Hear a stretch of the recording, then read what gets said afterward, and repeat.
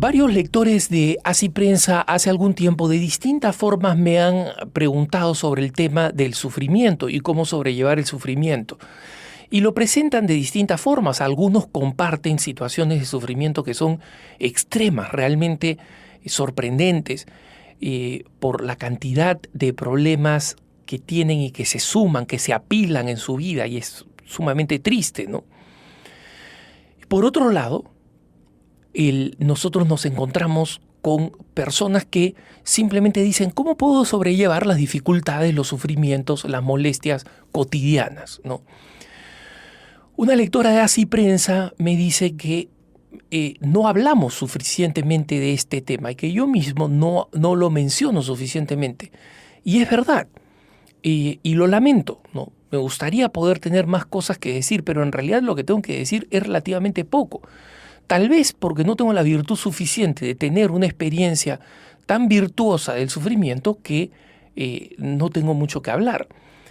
Pero desde mi punto de vista personal, quisiera compartirles algunas reflexiones que tengo sobre el sufrimiento en la vida cristiana. Y esto no es, por si acaso, doctrina oficial de la Iglesia, ni mucho menos. Nosotros sabemos que el sufrimiento no es algo querido por Dios. En sí mismo no es algo querido por Dios. El sufrimiento no existía, ni la muerte existía en la creación. El pecado los trajo. Y en consecuencia Jesús ha venido a redimirnos a través de su cruz del pecado y del sufrimiento, de la muerte también. Pero nosotros seguimos muriendo y seguimos sufriendo. Entonces decimos, ¿cómo ha funcionado esta redención de Jesucristo, esta reconciliación del Señor Jesús, si sigo sufriendo y nos seguimos muriendo? Muy sencillo. Estas cosas no queridas por Dios, producto del pecado, el hombre siempre las ha odiado. Pero gracias a la redención, gracias a la reconciliación del Señor Jesús que murió en la cruz después de su pasión, estas se vuelven herramientas para nuestro crecimiento espiritual. La muerte se vuelve el tránsito al cielo, el sufrimiento se vuelve el tránsito a prepararnos para el cielo. Ahí está la gran revolución. Y en el ámbito del sufrimiento, yo he hecho mi propia, para uso personal, pero les comparto esto, una especie de distinción de las formas en que nosotros experimentamos o nos encontramos con el sufrimiento. Utilizando una figura médica, ustedes saben que los médicos hablan de enfermedades crónicas, ¿no? Del término cronos, tiempo, que se repiten en el tiempo, ¿no? Hay personas que tienen amigdalitis, por ejemplo, o una inflamación del apéndice crónicas, ¿no? Porque se repiten, bajan, se solucionan, vuelven a surgir, se repiten, etc. Y los médicos hablan de otras formas de males que son los agudos, es decir, que aparecen de pronto, aparecen con una gran gravedad, aparecen con un enorme dolor y usualmente requieren cirugía. Una apendicitis aguda requiere extraer el apéndice. Una amigdalitis aguda requiere extraer las amígdalas. Entonces, nosotros tenemos en primer lugar sufrimientos que podríamos llamar crónicos. Muchos de ellos incluso previsibles. Levantarnos por la mañana, para algunos se necesita Dios y su ayuda y no se despiertan en la mañana, les cuesta tremendamente, los pone de mal humor. Para otros el transporte público, para otros el ambiente de trabajo que hay que enfrentar. Es decir, tenemos cosas que son repetitivas y que además son previsibles, totalmente previsibles. Entonces, esas son las grandes ocasiones que el cristiano tiene para que escoja entre quejarse, murmurar, o, en su defecto, ofrecerlas a Dios, ponerlas en manos del Señor, elevarlas como una oración, elevar una jaculatoria. Gracias, Señor. Recuerdo que un obispo gran amigo mío, que el Señor se llevó a su presencia cuando era bastante joven y promisorio como obispo, estábamos una vez camino a un evento eclesial y yo sigo la ruta prevista, que era la ruta más corta, y nos encontramos con, estábamos viajando un poco tarde, estábamos llegando un poco tarde, y nos encontramos con un bloqueo porque estaban reparando la pista. En ese momento mi expresión fue una expresión de mal humor, de frustración, ¿no? Y tuve un par más mientras nos desviábamos por un caminito que estaba repleto de automóviles y que obviamente pronosticaba que íbamos a llegar tarde al evento. Este obispo me dijo: Alejandro, tranquilo, tienes que aprender a sobrellevar las contrariedades. Y estas palabras nunca las olvido de este buen hombre, de este santo varón. Hay que aprender a sobrellevar las contrariedades. Las contrariedades que son propias de la vida cotidiana, algunas que ya conocemos, que se nos vienen, porque las tenemos que hacer todos los días, otras que se aparecen en el camino, ¿no? Que son posibles, que son previsibles, pero que son inesperadas. ¡Pum! Nos vienen así encima. Y son la gran ocasión para que nosotros manifestemos nuestra adhesión al Señor ofreciéndolas. Pero existen otras ocasiones importantes que son los grandes sufrimientos, los que podríamos llamar los sufrimientos agudos. Una tragedia personal, un cambio dramático en nuestra capacidad de empleo, por ejemplo, una enfermedad grave de un ser querido, una enfermedad debilitante o terminal para una persona concreta, ya sea uno mismo, ya sea una persona que amamos.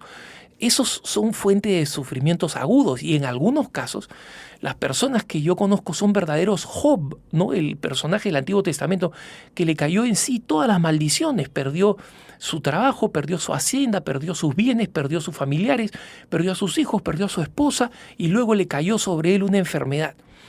Yo tengo una admiración enorme por personas que viven en esta realidad. Y estas personas tienen solamente dos posibilidades: o vivir una profunda amargura o una profunda depresión, o en muchos casos llegar a medidas extremas como acabar su propia vida, o comprender que el sufrimiento es un misterio, pero que estamos en manos de Dios y que Dios por algo lo permite, por razones que tal vez no comprendamos nunca en esta vida. ¿Cuántas personas que sufren han sido elegidas por el Señor para sufrir, para que puedan ofrecer por la salvación de almas pecadoras que pueden estar en el otro rincón del mundo? Pero la generosidad, la aceptación, la entrega, la puesta confiada del alma en el Señor van a ser generadores de tanta gracia, de tanto mérito, que va a poder convertir una multitud de personas. Y por eso que una religiosa de clausura que sufría enormemente, como Santa Teresita de Lisieux, Santa Teresita del Niño Jesús, ha sido proclamada por la Iglesia patrona de las misiones, porque ella ofrecía sus oraciones, sus sufrimientos, sus dolores, los dolores crecientes de la enfermedad que finalmente la llevarían a la tumba tempranamente, las ofrecía por la conversión de los que no tenían fe y por el trabajo, las almas de los misioneros. Entonces, por eso es que es patrona de las misiones, porque la Iglesia sabe que tal vez muchísimas, tal vez miles de personas se convirtieron, aceptaron el bautismo en lugares remotos por la gracia generada por esta religiosa, sufriendo, sobrellevando las dificultades. Hay que recordar lo que dice el Papa Juan Pablo II: la cruz de Cristo arroja un rayo de luz sobre el misterio del dolor humano. El dolor es un misterio. Las personas se preguntan ¿por qué me pasa esto a mí? Cuando mi hermanita Sandra contrajo el cáncer que finalmente la llevaría a la otra vida, por momentos de extremo sufrimiento me llamaba por teléfono y me decía ¿por qué me pasa esto a mí? ¿No? Y yo la calmaba y la trataba de remitir una vez más a la gracia del Señor, porque es la única respuesta, la gracia del Señor. Sobre todo cuando entendemos que muchas veces no recibimos la compañía de seres queridos, no recibimos la compañía de personas de la iglesia, no recibimos la compañía de amigos en ese sufrimiento, y es un sufrimiento bastante solitario.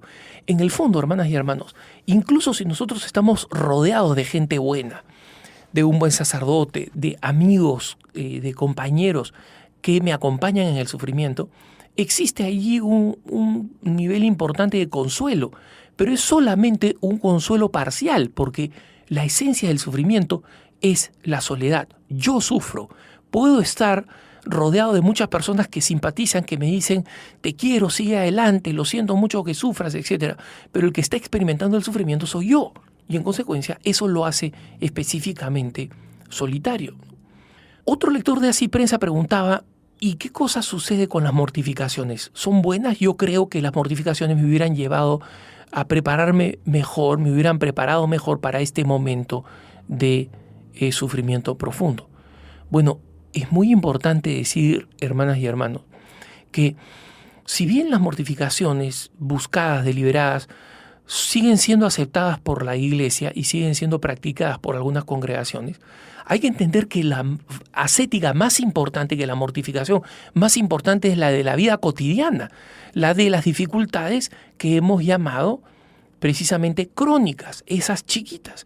Porque si yo llevo un silicio, digamos, si yo llevo un artefacto que me va a producir dolor de tal manera que yo pueda ofrecerlo, pero soy una persona rígida, anticaritativa, dura, que se queja de las dificultades, ese dolor procurado a través de un silicio no vale nada, porque está siendo traicionado por nuestra falta de aceptación y de generosidad con las dificultades cotidianas.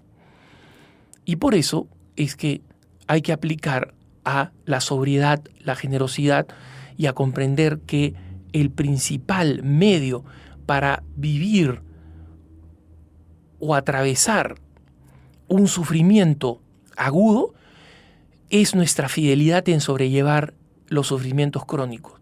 Y si nosotros sobrellevamos el gran sufrimiento agudo, vamos a regresar con una capacidad enorme, con una mayor sabiduría para sobrellevar desde la cruz los sufrimientos crónicos. Que tengas un buen día.